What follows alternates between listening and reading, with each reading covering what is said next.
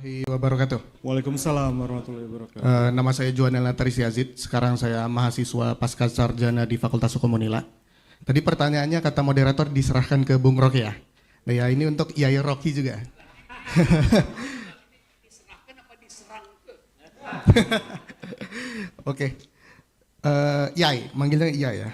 Yai Rocky tadi ada yang menarik tentang independen judiciary.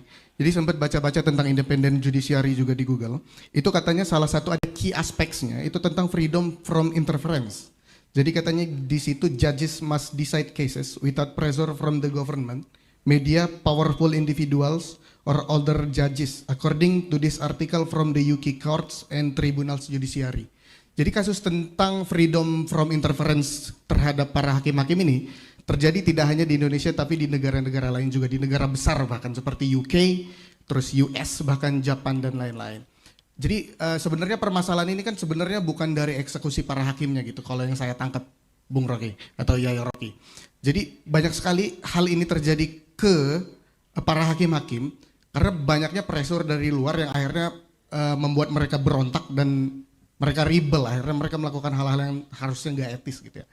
Dan menurut saya pertanyaan yang perlu dipertanyakan saat ini adalah sebenarnya ketika kita lihat kalau dari kerangka filsafati, ini sebenarnya masalahnya apakah dari lingkungan yang memang selalu mendorong para hakim ini untuk berbuat hal yang tidak etis, yang tidak berkaitan dengan integritas yang seharusnya mereka jalankan, atau memang ini sebenarnya dorongan dari hati mereka, atau memang ada mens rea yang membuat mereka kalau mereka itu berpikir kalau hidup tidak, karena biasanya dorongan seperti ini kan hidup glamor ya Rocky, karena mereka merasa kalau hidup mereka harus lebih baik daripada yang lain, dan ini beberapa kasus yang pernah dipertontonkan seperti di UK gitu.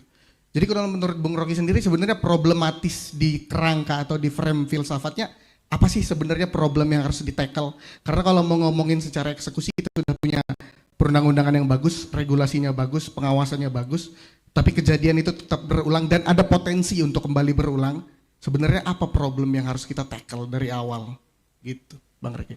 Terima kasih atas kesempatannya. Wabillahi taufiq wal hidayah. Wassalamualaikum warahmatullahi wabarakatuh. Oke, terima kasih teman. Kamu fakultas hukum ya? Iya. Semester berapa? Semester 2. Oke. Semester Pasca 1. saja. Iya pasca. Pasca. Rencana DO semester berapa? Secepatnya kalau bisa sih. Ya. Jadi yang terangkan persis seperti kedudukan saudara. Saudara semester 2, tapi saudara tidak punya rencana DO. Padahal kalau di semester 2 saudara penuhi semua kualifikasi S2, ya DO aja kan. Ngapain nunggu 4 semester? Tapi ada kepastian bahwa Anda akan disebut S2 ketika punya ijazah. Tapi ijazah bukan tanda seseorang pernah berpikir, cuma tanda seorang pernah lulus. Apalagi kalau ijazahnya dipertanyakan. Jadi itu betul bahwa bayangkan kalau hakim punya mens rea, kalau seorang kriminal punya mens rea, dia tahu risikonya tuh. Tapi kalau hakim punya mens rea, dia nggak tahu risikonya. Karena dia mesti tunggu kasus itu dulu, baru dia berupaya punya mens rea.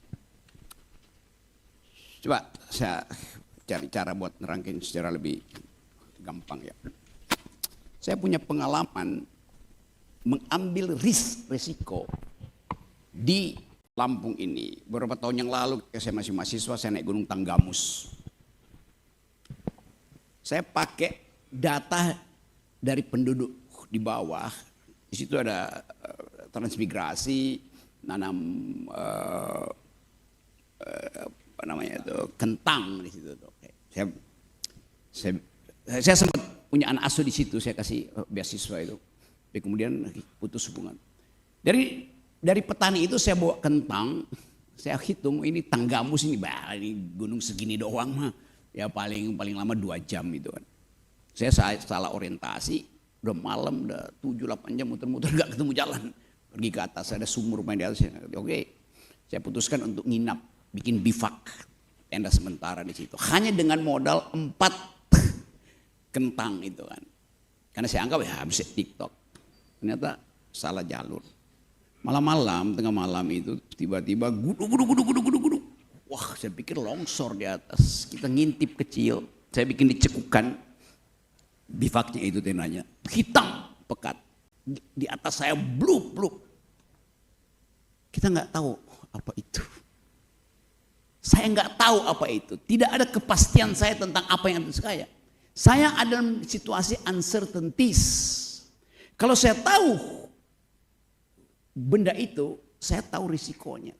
Setelah turun ke bawah, besok paginya baru petani itu ceritakan. Itu adalah jalur babi hutan.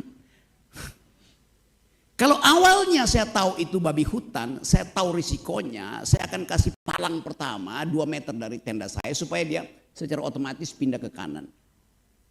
Risiko bisa saya hitung, uncertainties tidak bisa saya hitung. Itu juga keadaan dalam pengadilan tuh. Hakim berhadapan dengan kasus, tapi dia tidak paham problem di dalam kasus itu apa. Itu yang diterangin tadi oleh Haris. Ada kasus. Ya, kasus gampang diselesaikan. Sekedar dengan mengikuti prosedur regulasinya tuh. Norma tertinggi melindungi norma berikutnya. Norma berikutnya dimanfaatkan untuk bikin putusan. Hans Kelsen udah terangin itu. Kita belajar tentang positivisme hukum. Tetapi keadaan hari-hari ini ada sociological problem, gender equality, environmental ethics. Akhirnya satu kasus itu di dalamnya ada banyak problem. Itu masalahnya. Jadi ada kasus di dalam kasus, namanya problem. Sekarang hakim mesti putuskan apa sebetulnya problem dasarnya sehingga dia jadi kasus. Itu sifat dari demokrasi begitu. Lain kalau militer, ini ada jenderal yang juga adalah doktor. Dia akademisi sekaligus militer. Di dalam militer berlaku dalil military efficiency. Prinsipnya sederhana. Bila sudah membidik, jangan ragu. Bila masih ragu, jangan membidik. Mesti begitu.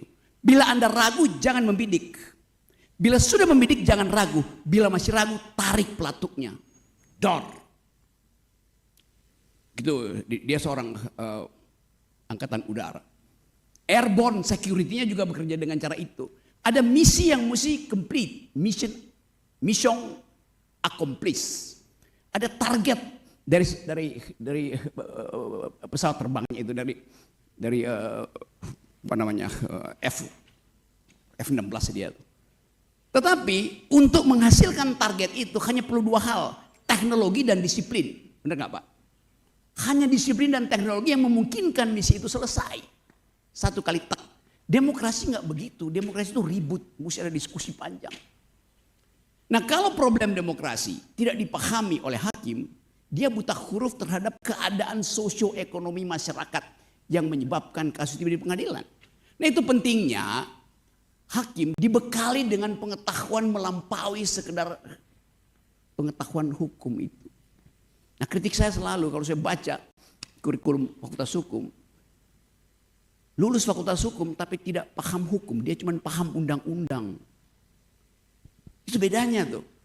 Hukum itu aspeknya panjang, banyak tuh. Jadi bahaya kita hari-hari ini, fakultas hukum tidak mengajarkan ilmu hukum, hanya mengajarkan undang-undang. Ya kita ganti aja, jangan FH, FUU, fakultas undang-undang. Kalau Anda kesel tambah CK, fuck. Tapi kita memulai merubah kultur itu. Supaya dihasilkan kembali fakultas hukum yang paham bahwa hukum itu menganalisis problem, bukan kasus. Itu intinya. Nah karena itu, ada mata kuliah baru di